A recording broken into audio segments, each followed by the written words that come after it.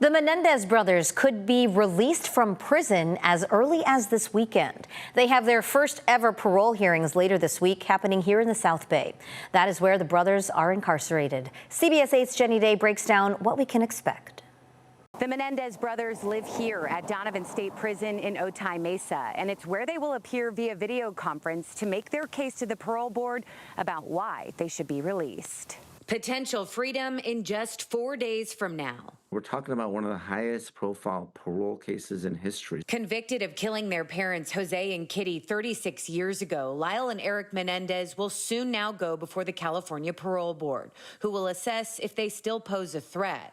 The two were resentenced in May, making them eligible for release. I expect the commissioners to want to hear that acceptance of responsibility, that remorse, that promise that if they're released into society, they're going to leave peaceful, law-abiding lives. And that's going to have to come from the brothers themselves, not their lawyers. I spoke to Nima Rahmani, former federal prosecutor and current president of West Coast Trial Lawyers. He says he's spoken directly to Mark Garagos, the attorney representing the Menendez brothers, adding it'll be the same two parole commissioners for each brother, and they are expected to be granted the same outcome. Not only am I going to predict that they will be released, but I'll predict that they'll also have a reality show. It is, however, ultimately up to Governor Gavin Newsom to accept or reject the board's recommendation.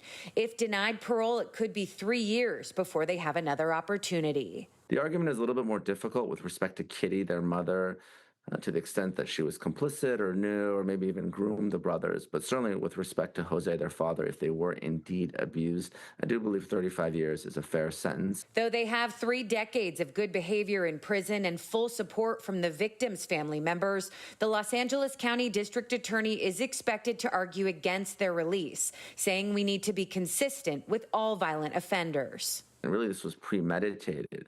The different stories that they gave. Being sexually abused is terrible. It's certainly not a license to kill and to shoot your parents in the back of the head. We are expecting a new photo of the brothers to be taken at the start of the hearing, but cameras otherwise will not be allowed inside. Erik's hearing will be first Thursday at 8:30 a.m. and Lyle will make his case on Friday. We are expecting a decision that day. Reporting from Donovan State Prison, Jenny Day, CBS 8.